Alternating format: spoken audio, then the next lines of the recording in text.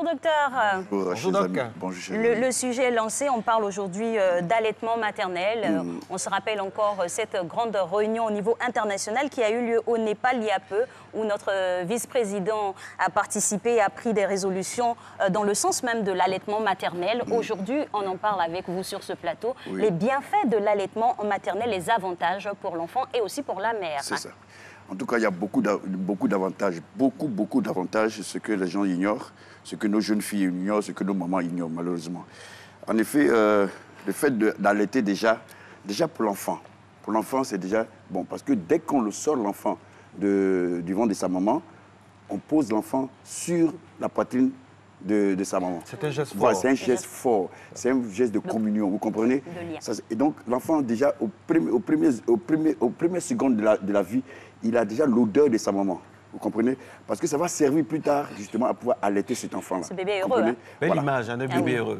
Voilà. Vous voyez, voilà. On aimerait tous revenir en enfance hein, quand on Oui, ça, je vous crois. Mais oui, mais l'homme est le fruit de son enfance, hein, vous comprenez? Donc, tout ce que nous voyons, vraiment, ça vient de l'enfance, vous comprenez? Donc, dans ce contact-là, justement, l'enfant apprend justement à pouvoir identifier qui est en train de l'allaiter, vous comprenez?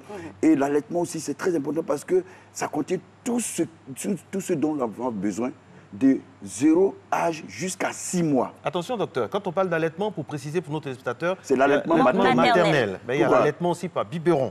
Oui, allaitement maternel. Parce que comme nous, c'est la pédagogie maternelle, il faut tout expliquer. C'est ça, c'est l'allaitement, je parle de l'allaitement maternel.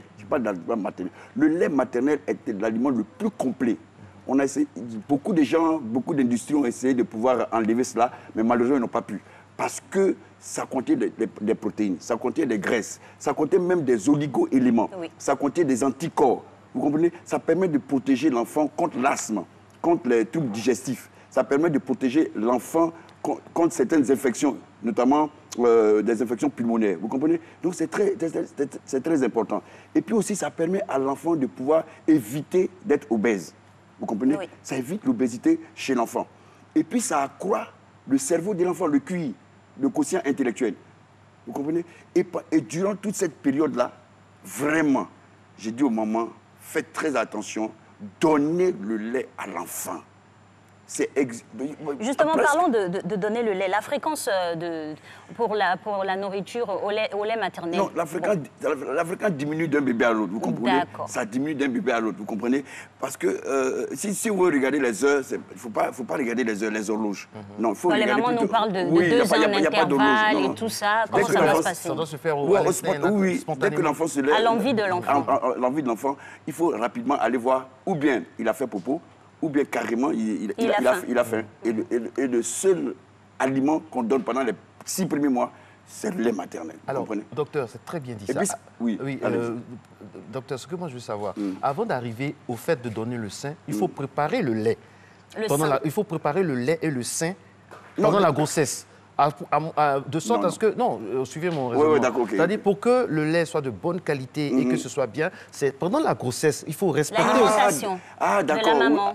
D'accord. Une bonne alimentation. Pour conditionner la qualité du lait. Oui, c'est très important. Alors, les diètes, là, parce qu'effectivement, il y a des femmes qui font des diètes. Ce n'est pas normal. Ce n'est pas normal de faire des diètes au cours de la grossesse. Tout à fait. Et malheureusement, ces diètes-là viennent du fait qu'elles ont entendu parler, ce sont les autres, son environnement. Non, il ne faut pas faire ça. Il y a toujours une maman, ou une belle maman qui va donner des recettes de grand-mère. C'est des recettes de grand-mère. C'est contre-indiqué, ça, vous comprenez? Il y a une de mes patientes, c'est pourquoi on surveille le poids, quand elle vient, on prend le poids de la femme pour voir l'accroissement, parce qu'elle doit prendre 9 à 12 kilos. Pendant la grossesse. Il faut des diètes. Non, je risque de grossir. Mais c'est normal, puisque tu réserves des graisses. Et ces graisses vont servir justement à pouvoir allaiter l'enfant. Donc, il faut te laisser... Laissez-vous aller, mesdames. Mesdames, laissez-vous aller. Laissez-vous aller. Dans la mesure, en même temps, pour éviter aussi parce que l'allaitement, au cours de l'allaitement, la femme va perdre des calories. Vous voyez? Donc, ce qu'elle a accumulé pendant la grossesse, elle va les perdre pendant l'allaitement. C'est pourquoi on leur dit, allaitez vos enfants pour pouvoir perdre des calories. Vous comprenez? Et c'est important pour ça. Alors, docteur, on est dans un univers qui évolue. Hein. Oui. Aujourd'hui, les femmes, c'est pas comme vraiment avant, où la grande majorité étaient des femmes au foyer, qui avaient du temps pour chaque maternité, pour chaque enfant. Aujourd'hui, les femmes sont actives. On reprend le boulot juste 3 mois après, pour certaines même des fois 1 mois. L'alternative, on se penche tout de suite vers le lait on de peut substitution. Travailler et allaiter son enfant. Et comment ça doit se passer? Comment bien l'organiser? Voilà. Alors, il y a des on appelle ça des tire-laits. Ça existe maintenant, les tire-laits. Voilà, il y a des tire-laits.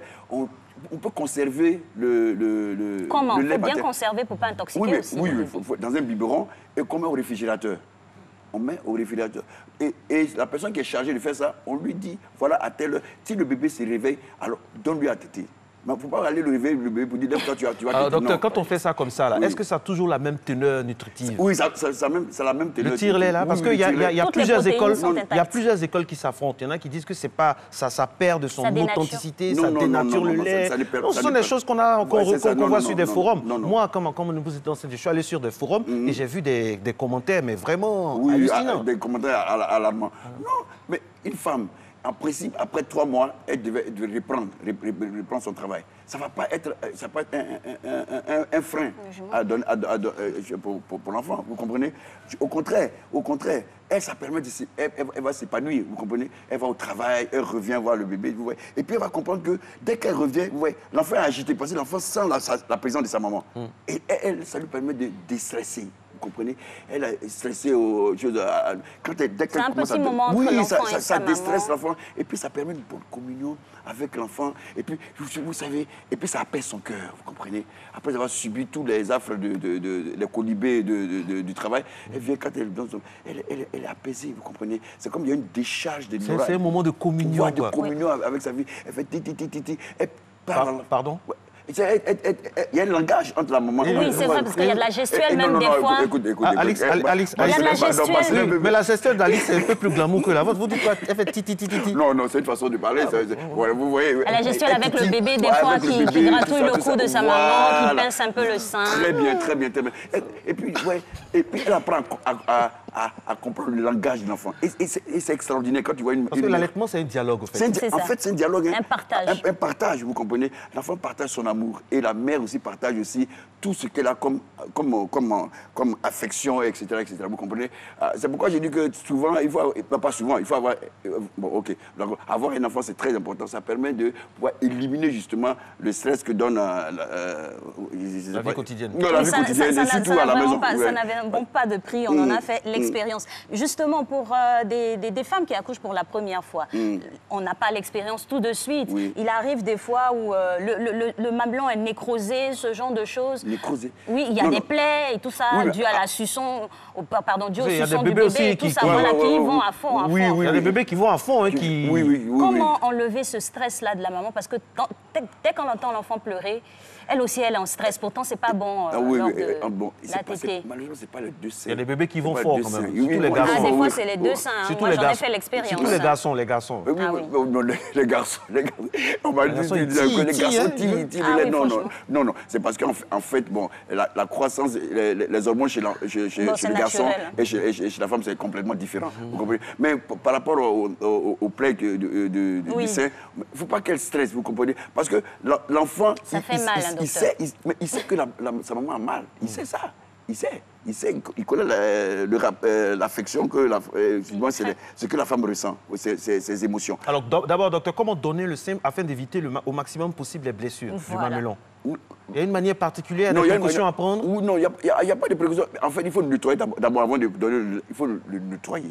Vous comprenez? Comment on prépare le sein? Dites-nous. Comment on prépare le sein? D'accord. Heureusement que tu n'as pas de sein. Il peut aider, soit dit en passant, il peut aider. Éventuellement, il peut aider. D'accord, ok. Alors, donc, avant de préparer, tu prépares le sein, il faut d'abord nettoyer le sein. Il faut le mettre dans le soutien. Et puis, dans le soutien, il faut mettre un soutien homologué. D'allaitement avec une compresse. Avec une compresse. Et puis, même s'il n'y a pas de compresse, parce que ce n'est pas l'habitude des gens qui sont dans des niveaux sociaux. Un linge propre. Voilà, un linge propre. Et puis avant de l'allaiter, il faut nettoyer. Il faut l'enlever délicatement. Il y a plusieurs produits. C'est surtout l'alcool, vous comprenez? Soit de l'alcool,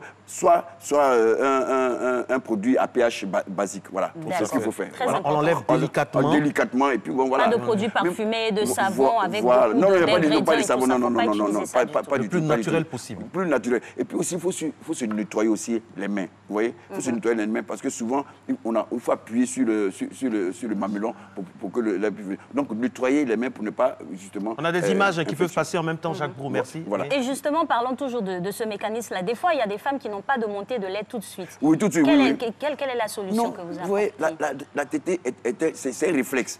Tant que l'enfant ne t'aide pas, la montée laiteuse ne suffira pas. Donc, on dit à la mère de donner obligatoirement... C'est un réflexe, c'est un réflexe. C'est un réflexe. Donc, il faut que l'enfant tête, Parce que souvent, ils croient que, oui, il faut prendre certains produits, tout ça. Il y a des gens qui disent qu'il faut prendre le bangui, tout ça. Vous comprenez un peu? Voilà, il faut prendre le bangui, un peu de vin, il faut consommer du lait, tout ça. Non. Ou de la bière. Non. C'est un réflexe. Dès que l'enfant commence, c'est vrai qu'au début, ça va être difficile. Mais on oblige les femmes à pouvoir donner le sein. Et petit à petit, il y a la montée laiteuse se fait. Et puis voilà. Il y a d'autres alternatives, Marco, désolé. Il y a des mamans qui donnent leur bébé peut-être à une autre nourrice pour les nourrices. Oui, effectivement, c'était l'ancien. C'est celui de la grand-mère. C'est la grand-mère qui faisait ça. Et ça marchait. Parce le risque de contamination de maladies et tout ça, non, il n'y a pas de risque. Oui, c'est les recettes de grand-mère. Quand j'étais petit, je crois qu'un de mes frères a tété le sein de sa grand-mère. Ah, voilà. Ok. Alors, docteur, nous sommes là pour parler aussi de toutes les facettes. Et si, par exemple, la femme ne peut pas allaiter? Mais alors là, on est obligé de faire l'alternative du biberon avec le lait industriel. Voilà, on est obligé de le faire comme ça. Et là, dans cette alternative-là, comment faire en sorte pour maintenir... Est-ce qu'il y a des attitudes? Est-ce qu'il y a des façons de faire? Il y a beaucoup d'attitudes. Parce que d'abord, il faut savoir que ce n'est pas le même lait.